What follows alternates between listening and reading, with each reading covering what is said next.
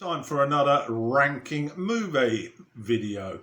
Now, for those who follow my channels, my movie channel and music channel, you'll know that I like doing yearly top 10s. The problem is I'm actually getting through them so slowly, I'll be lucky to finish them before I'm dead. The music channel has flourished a little quicker. I'm now up to 2006. Whereas the movie channel, apart from a few years I've done in the 80s, I'm still in the 50s. And I started, I think, when I was 1 year old in 1955. But I'm pressing on with 1959. So this is going to be a top 10 of movies from 1959. Most of them I saw in 2020. When, of course, lockdown was everywhere. But before we get on to the top 10, a few near misses. The hugely successful BenHur, William Wyler's historical epic. I did watch it again. And, of course, the Charlton Heston, Stephen Boyd race with the chariots is the highlight. Still absolutely fantastic witnessing that. Next up, Pork Chop Hill, Lewis Mileston's Korean War epic. Gregory Peck, Rip Torn and George Peppard starred, and it's about fighting for a position in somewhere unknown really, and how the Koreans go through their morale-breaking propaganda to break the will of the Americans. Tiger Bay, J. Lee Thompson starring the father and daughter combination of John and Hayley Mills, set in South Wales, of course. It's about a young girl who befriends a foreigner who's on the run. And then quite an intriguing film, in black and white, of course. Then Arman in Havana, Carol Reed's take on the military procedures. Alec Guinness stars in this one, well worth a watch. Last Train to Gun Hill, directed by John Sturgis. I like this one. It brings together Kirk Douglas and Anthony Quinn, who are friends from the past. But Quinn is now involved in various illegal activities, and Douglas is, of course, a law-abiding. Sorry, he's an officer of the law, a sheriff, I believe, from memory. And what happens is that Quinn's son, who's very wayward and very delinquent, ends up raping and murdering Douglas's wife.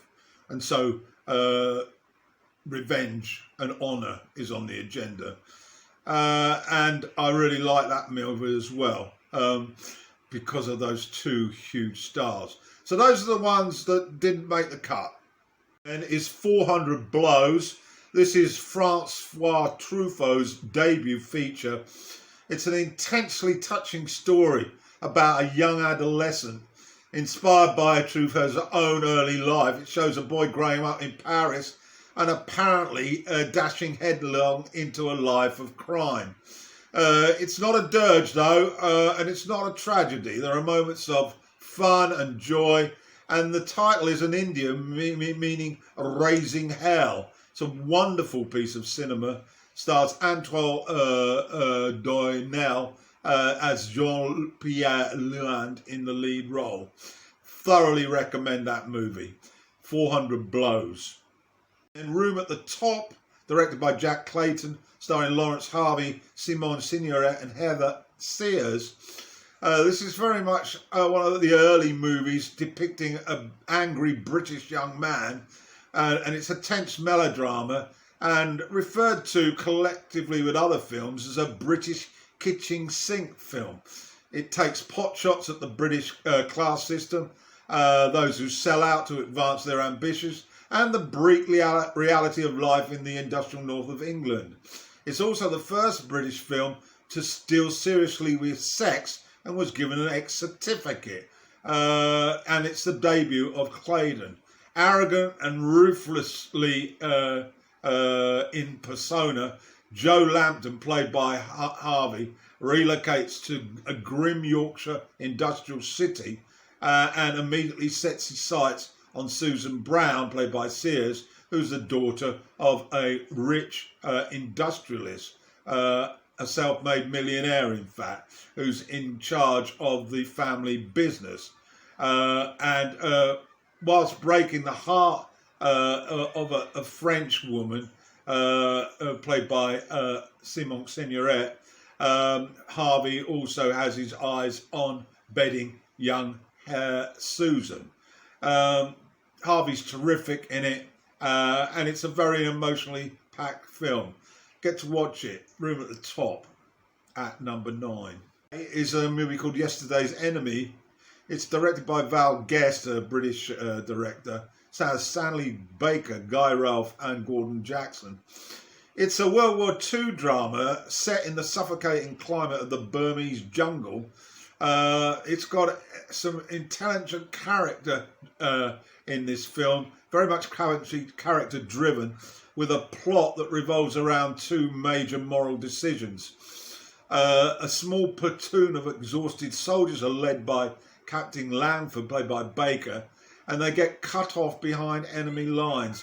The focus is on the dehumanising effect the environment has on the nerves and the mental health of the platoon, and how this impacts decisions about ethics and morality that affect life and death for everyone. Troops, enemy troops and locals. It's riveting stuff, and Baker is superb. Get to watch it. Yesterday's Enemy at number 8. My number 7 for 1955 is Shake Hands with the Devil. It's directed by Michael Anderson and it stars in the lead role James Cagney. Also a very strong supporting cast of Michael Redgrave, Glynis Johns, Richard Harris in a very early role for him, and Don Murray.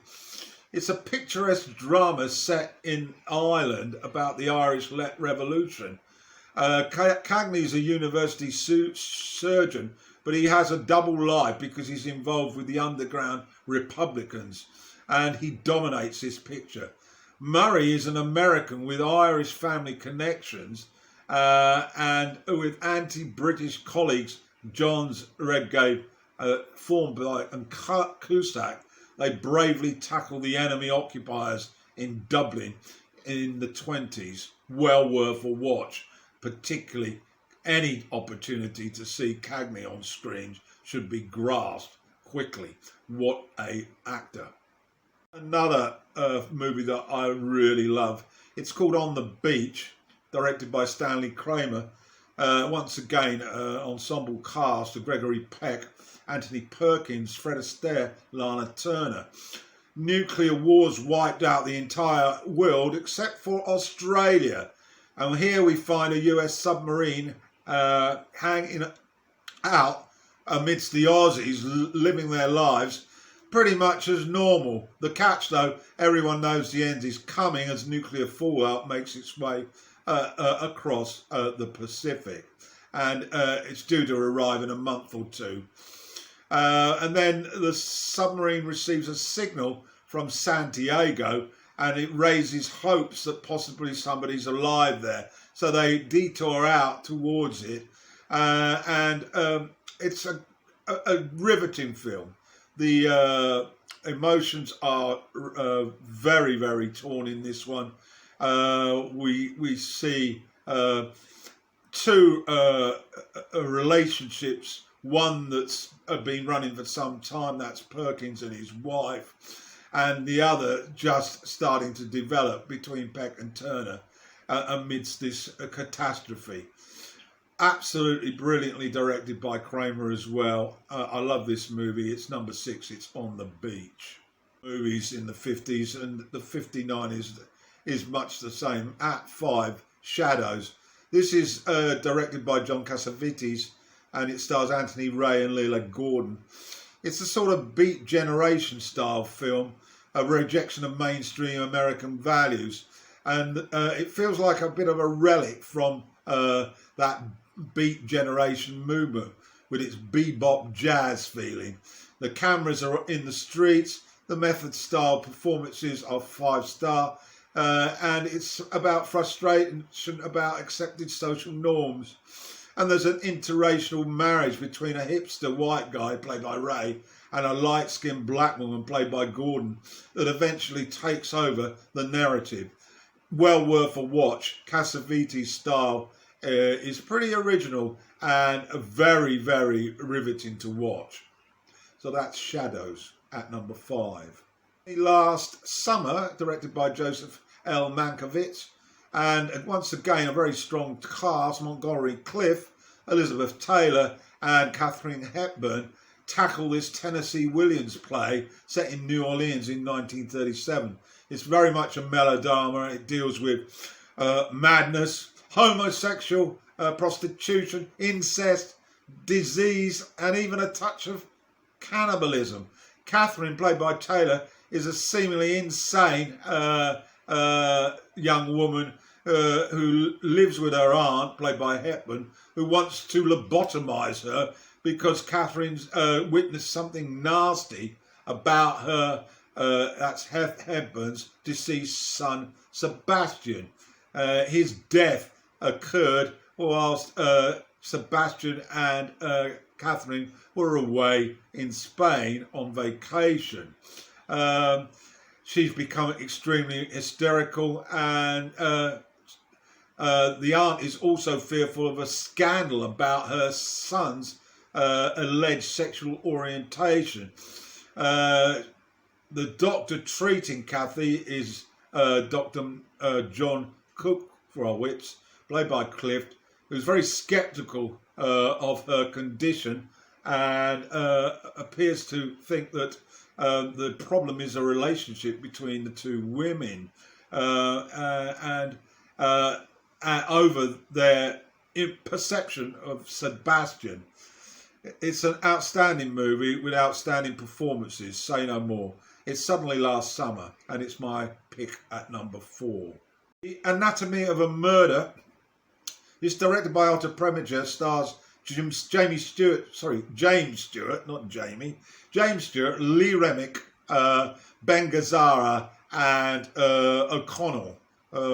Jack O'Connell? No.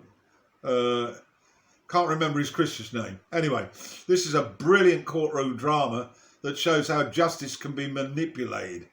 Jimmy Stewart's a lawyer defending a surly brute in the army, Gazzara, who murdered a bar owner after he raped and beat up the owner's wife. He previously was a state prosecutor, but they actually didn't renew his contract, so he went into practice on his own as a defence lawyer. So there's a lot of meat in this courtroom drama. Great music by Duke Ellington as well. Get to watch it. Jimmy Stewart's one of his best performances, I think. Anatomy of a Murder. At number 2 is the Young Philadelphians. I like this movie, but it got a bit of a hammering from the critics. It's directed by Vincent Sherman, but it stars my favourite actor of all time, Paul Newman, and Barbara Rush. It's full of sound and fury, a bit of sex, a bit of murder, a bit of drunkenness, a bit of double dealing, in a city where there's not too much brotherly love, battling against the jealousies and the rigid social barriers. Paul Newman in the lead role is basically a bookkeeper initially, but then he becomes more and more talented and becomes a lawyer, and that desire to go down that particular career road involves him having to avoid a quick marriage to his social young lady by choosing to work for that lady's father in the law practice. He then has to take on the lead role with regard to a friend who is down on his luck, and I like it. I like it because Newman is, well, the greatest actor that ever lived, as far as I'm concerned. So give it a look, The Young Philadelphians, and it's my number 2. Favourite movie from 1959 is Some Like It Hot, the Billy Wilder comedy starring Jack Lemmon, Tony Curtis and Marilyn Monroe, and George Raft as well. I have to confess, when I first saw this movie, I wasn't really into comedies, and I'm still not. But I've watched this now 3, maybe 4 times, and it just beams with class. It's an affectionate view of transvestism with a light-hearted look at the mob, and Wilder very daring in his script. It has continuous charm and lots of fun, and the 3 leads create a magnetism that takes you on a roller coaster ride with them. 2 idiot musicians, Curtis and Lemmon, witness the St. Valentine's Day massacre, and then struggle to escape the gangsters, including that smiling, or unsmiling rather, George Raft, by dressing up in drag and joining an all-girl band. The comedy is aplenty. Curtis is smitten with Marilyn Monroe, lust all over the place, and Lemmon is probably the highlight. His portrayal is absolutely fantastic, with his high-voiced dialogue and his simpering. And he's being pursued, of course, by an American elder, rich man, Joe E. Brown. And that's the scenes where they're together has got to be seen to be believed. So there we have it. My top film of the 1959 is Some Like It Hot. I'm going to get this out to you now, and then we start the perilous journey into the 60s. Should be fun.